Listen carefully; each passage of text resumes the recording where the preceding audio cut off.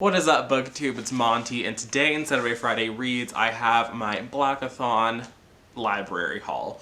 I'm not calling it a TBR because we know that I can't stick to those to save my life, but these are the selections that I have, and these are what I'll be pulling through throughout the month of February in order to read some more Black authors.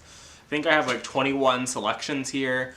The only one that I don't currently have with me is Akilah Hughes's, obviously, Stories from My Timeline. There'll be a picture up. I'm still waiting on that one to come in, but I think that's the last Black author hold that I have. I'm not going to promise to stick to all Black authors in the month of February. I still have a couple of things from January that I have checked out that are not by Black authors, but the vast majority of these books that I have to choose from are. I'm gonna get through these. I'll try my best to remember to put in Goodreads links down below for all of the books that I mention in case one of them sounds interesting to you, because truth be told, I read the synopsis when I went to put the book on hold, and that was not right before this video, so. First up, I have More Than Enough, Claiming Space for Who You Are, No Matter What They Say by Elaine Walter Roth. I know her as the former editor-in-chief of Teen Vogue. She's currently a judge on Project Runway. I like what she says there, so I figured I would read her memoir situation. Next, I have, I think, one that is going to be on a lot of people's.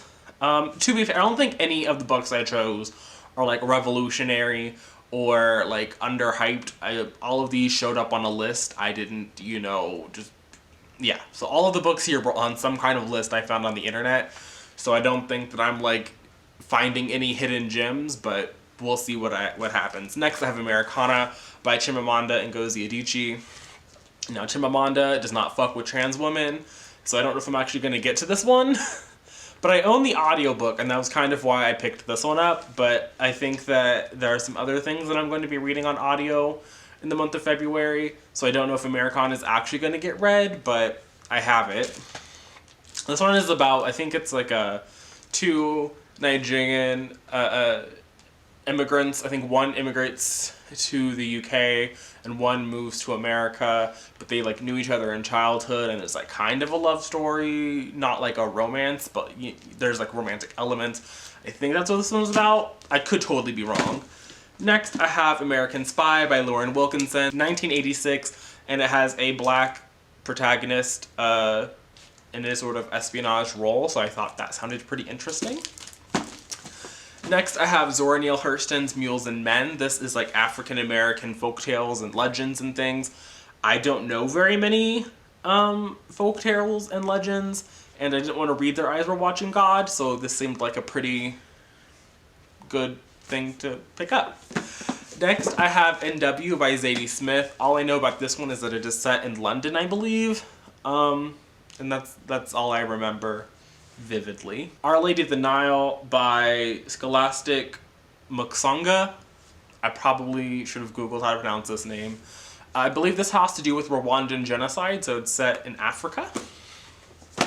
Next, I have everybody's favorite romance of the moment, Get a Life, Chloe Brown by Talia Hibbert. Talia Hibbert has a male-male romance that I want to say B shouted out months ago. I think it's called like Work For It, but I can't bring myself to buy it because it's ebook only, and ebooks are not my friend, and it's like $4. So I got this one for free, and if I like her writing style, maybe I'll go out and purchase Work For It at some other point in the future. But this is what we're going with now. Next, I have Ta-Nehisi Coates' Between the World and Me, which is like another nonfiction memoir-esque title. This was shouted out a lot in my live reading sprints that I posted, and so I figured that I would pick it up for this month. Next, I have Allegedly by Tiffany D. Jackson. I believe this is about a young woman who is accused of murdering the child she was nannying or babysitting. Or she was babysitting and the child died, and she's been in prison, and stuff is happening now. So yeah, that sounds like something I would enjoy reading. Next, I have We Cast a Shadow by Maurice Carlos Ruffin, and this is about And it's like a society set in the future where black people can turn their skin white, or they can like make you white passing, some kind of situation. Maybe I'll get to it, maybe I won't. Sci-fi isn't something I usually gravitate toward. Next, I have Silver Sparrow by Tayari Jones. This again is set in the 80s, I want to say. Yes. An 80s Atlanta about a man who has two families, and I'm assuming something is going to unravel there. Next, I have another nonfiction, and this is White Rage, The Unspoken Truth of Our Racial Divide by Carol Anderson. And this is just a collection of essays and thoughts, and why not? I really enjoyed White Negroes. So I'm hoping that I'm going to enjoy this one. Next, I have a book that I checked out to read in January that was released in January, but I held off to read it until February because the author is Black, and that is Race to the Sun by Rebecca Rowanhorse. The author blurb says that she is a Black Indigenous author, so I'm going with it. Again, this is Dene mythology set in the southwestern United States. I don't think there's going to be actual mixed race black people in this book, and it is going to focus more on, you know, the Dene mythology and Dene characters, but whatever. I'm saying it counts. Next, I have The Revolution of Bertie Randolph by Brandy Colbert. I also have Little and Lion, which was on last year's, and I DNF'd it, so I don't know if I'm going to get to either of these, but I have both of these checked out. I have Nick Stone's Clean Getaway, which is a middle grade novel about a young boy and his grandma traveling through the South. And then speaking of all-time favorite middle grades, Roll of Thunder, Hear My Cry by Mildred Taylor is one of my all-time favorite things I ever had to read for school, and I even went on to read some other in that series. So I read The Land, which I think is like the first book in the family saga, and then I read the follow-up to Roll of Thunder, Let the Circle Be Unbroken, and I happened to be at the library trying to waste some time. I didn't need to be there, and I came across All the Days Past and All the Days to Come by Mildred D. Taylor, which is the most recent book in the Logan family saga, and now our girl Cassie is like, she's a young woman, so this is in the YA section. This is a new release. It came out this year, according to the copyright page. I hadn't expected it, but I really, again, Roll of Thunder, Hear My Cry is one of my favorite books of all time. One of the best books I ever had to read for school. And so I'm really excited to catch back up with Cassie. And then the last novel that I have is another adult one, and it is Here Comes the Sun by Nicole Dennis Benn. I believe this is set in the Caribbean, and it takes place at a resort. So those are all of the novel length works. I just have a couple of other things that I plan to get to. First up, I have a children's book, and it is Hair Love by Matthew H. Harry with illustrations by Vashti Harrison. This is nominated for, I think it's like Best Short at the Oscars, so shout out to Hair Love. And Vashti Harrison, she illustrated Solway by Lupita Nyong'o, which I read I think it was also November. I read last November. And I love her art style. So I'm very excited to read the picture book edition of Hair Love. And then I have two graphic novels. So I have LaGuardia by Tana Ford and James Brown did the illustrations, but Nanette Okorafor did the writing. And I liked her writing on the Shuri comics I read in January, but I didn't think that it really worked.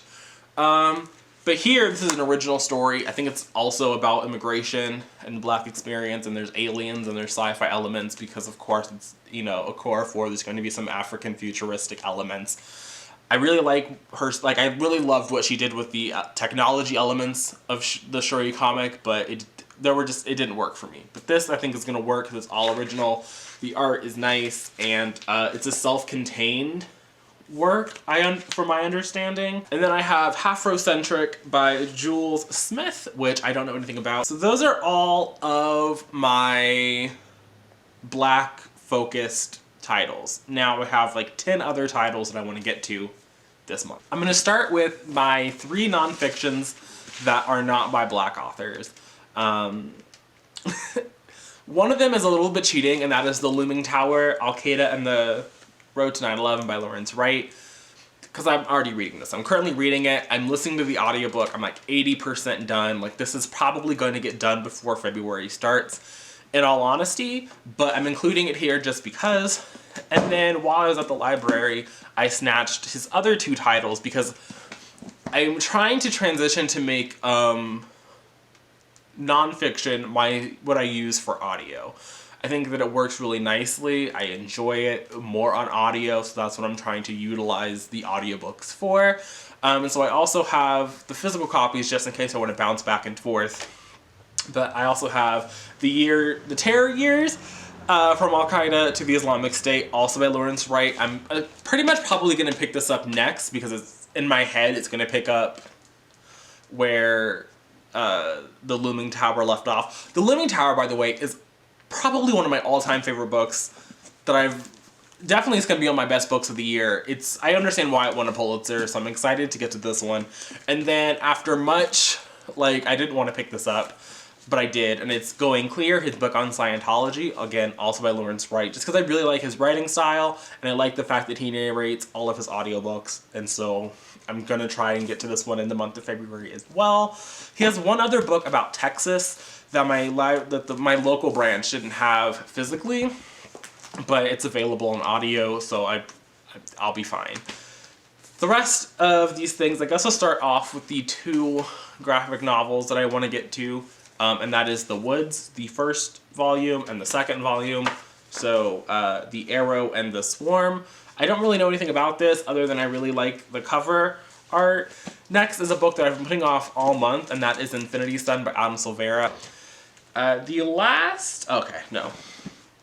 In the Hall with the Knife by Deanna Peterfront. Again, I was on a bit of a thriller mystery kick after reading One of Us Is Next, and then I read The Best Lies, and that was really good. And this isn't bad, I just haven't gotten far enough into it to really form an opinion, but I want to finish this. And then the last 3 books I have are sort of romance-centric in my opinion. So I do have A Court of Thorns and Roses by Sarah J. Maas, How to Bang a Billionaire by Alexis Hall, Red, White, and Royal Blue. I want to continue my reread and add in some additional annotating because I haven't actually finished the physical copy of this. I read it as an ARC, and all of my tabs are from when I read it as the ARC. So I want to get to this and finish it, but who knows if that's actually going to happen.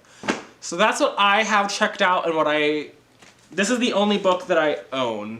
I have 1 owned book on this haul. So that's what I've checked out from the library. That's what I'll be pulling from in the month of February. Please comment down below. Let me know what you plan to read. Let me know if you also check out too many things from the library. Yeah. And I will be coming at you guys with my January wrap-up probably on Wednesday. That's going to be my aim. That's going to be my goal. But thanks for watching. If you made it this far, make sure to leave a like, hit the subscribe button, let me know. Like I said in the comments, I'm looking forward to that discussion. But I'll see you guys again soon with another video. But until then, and until next time, bye.